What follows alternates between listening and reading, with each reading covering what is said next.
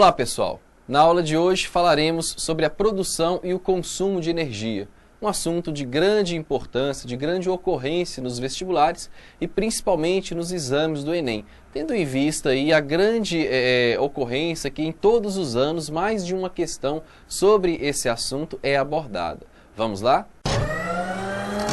Bem, de início podemos fazer uma rápida aplicação de nossa dependência da energia, pois a sociedade atual não seria viável sem uma intensa geração de energia elétrica, que permite o funcionamento aí dos transportes, o trabalho industrial e a iluminação, entre outras aplicações.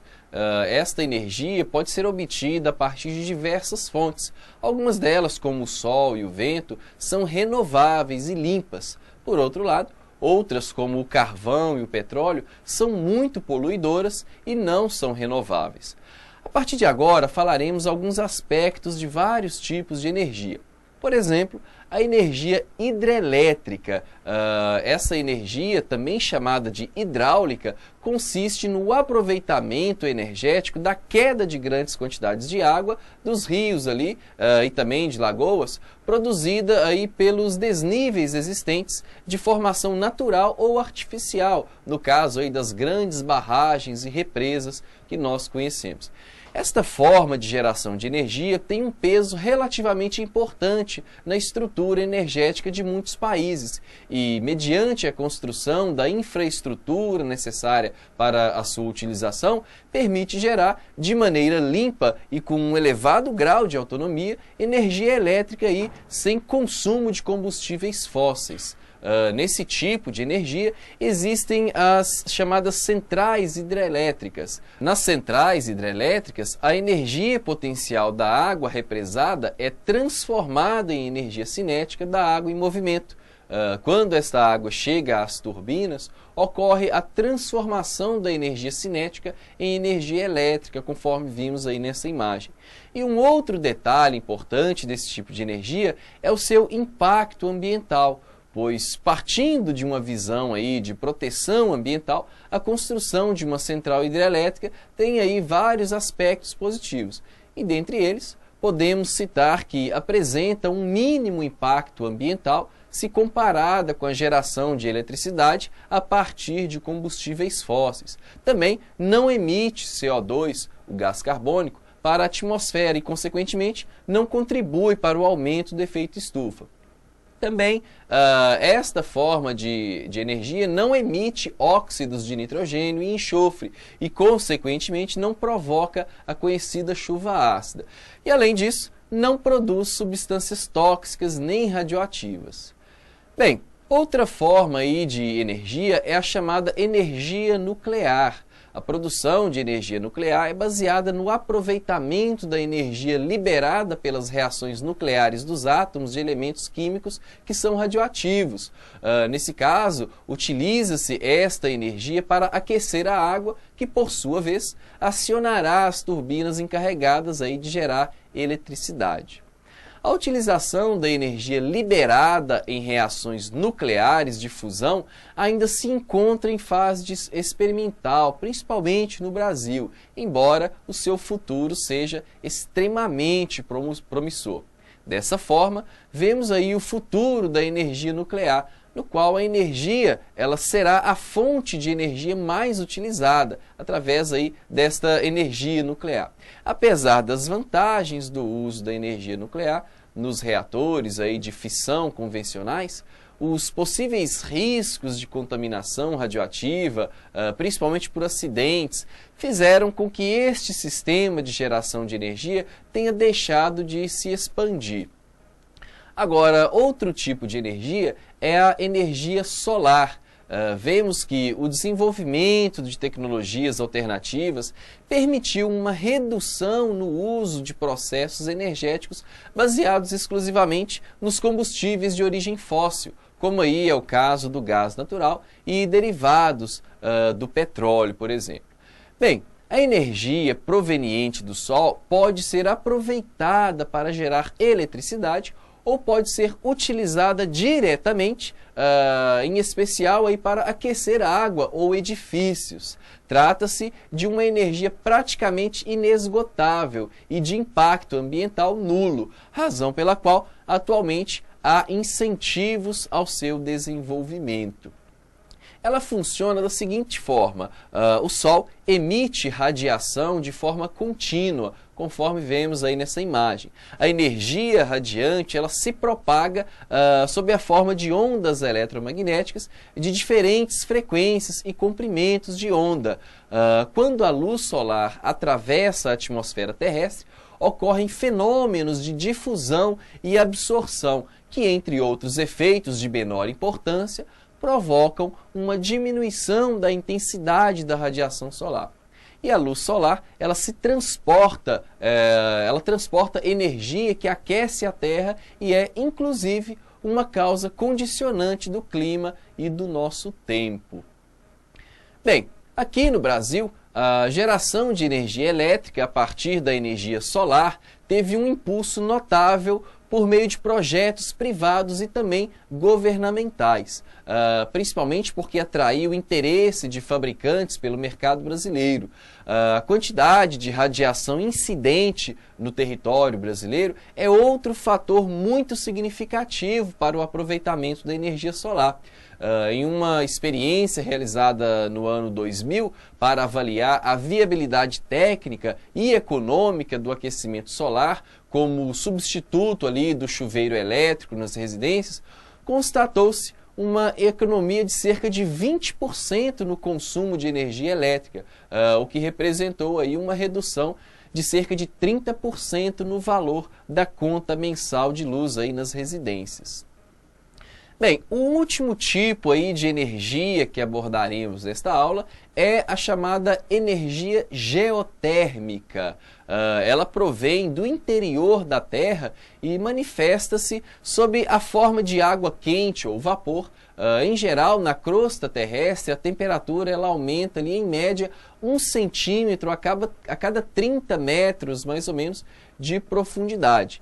Em determinadas zonas vulcânicas, sejam elas ativas ou não, esses valores eles aumentam notavelmente e podem ser aproveitados para a produção de energia elétrica. Assim, por exemplo, a água quente e os geysers, como são chamados também, são fenômenos naturais que se fundamentam na captação de energia térmica pela água pluvial.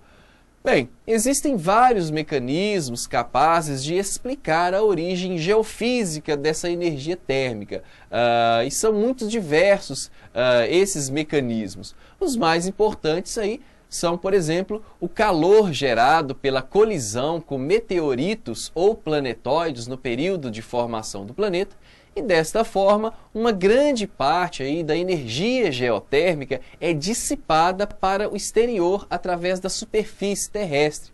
E a forma como essa energia é transmitida na litosfera, assim como a sua grandeza e variação, é uma informação básica para detectar localizações geotérmicas tecnicamente aproveitadas aí. Bem, além de falarmos sobre esses tipos de energia aproveitados pelo homem, ainda abordamos sobre a economia de energia, uma vez que o petróleo, por exemplo, que é a fonte de energia mais utilizada, ele é um recurso limitado, cujo consumo se reflete aí no meio ambiente.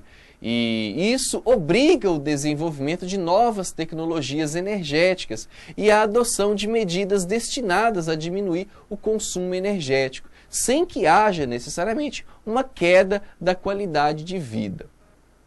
Por outro lado, é difícil fazer uma previsão exata sobre a evolução das reservas de combustíveis fósseis, pois ao elaborar modelos de crescimento e desenvolvimento, é preciso também contar com o aparecimento de novas tecnologias que impliquem a utilização de novos materiais, técnicas e também fontes de energia alternativas.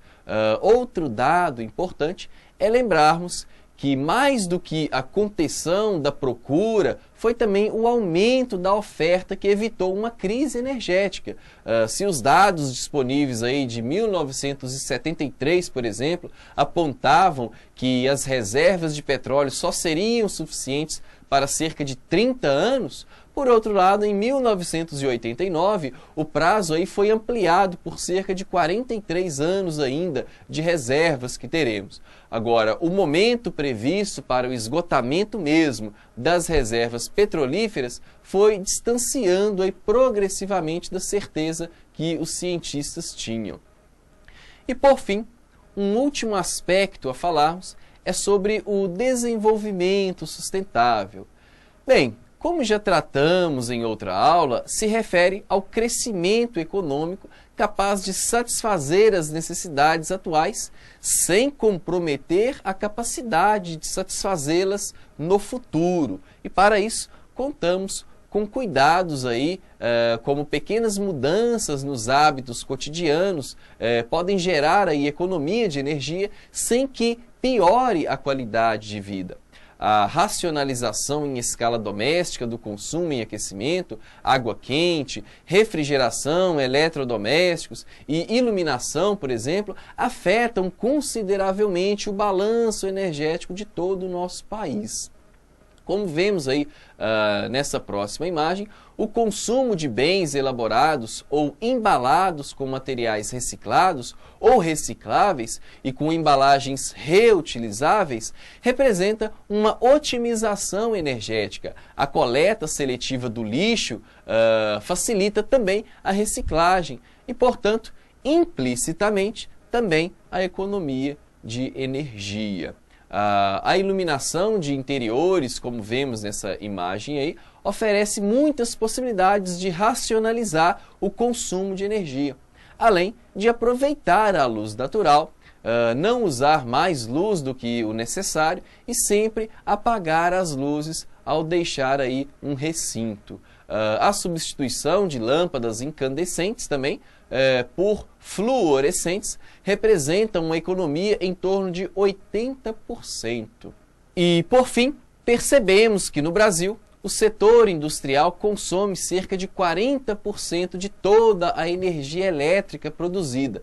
E, dessa forma, as empresas industriais estão interessadas em reduzir o consumo, uma vez que isso significa uma maior margem de lucro, embora os investimentos iniciais requeridos sejam muitas vezes um entrave, porque geralmente eles são grandes, né?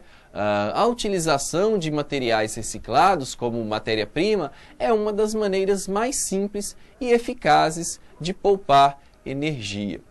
Inclusive, nos edifícios públicos é possível aplicar as técnicas passivas e ativas de economia de energia, pois a instalação de coletores solares para água quente nos terraços e nos telhados dessas edificações é uma medida que, além de poupar energia, serve também de exemplo para o resto da sociedade. E assim, pessoal, encerramos esta aula. Lembrando que este tema é o campeão de ocorrências nos exercícios do Enem. Por isso, sugiro aí a você que continue com uma atenção especial para este assunto. Bom, pessoal, bons estudos e até a próxima.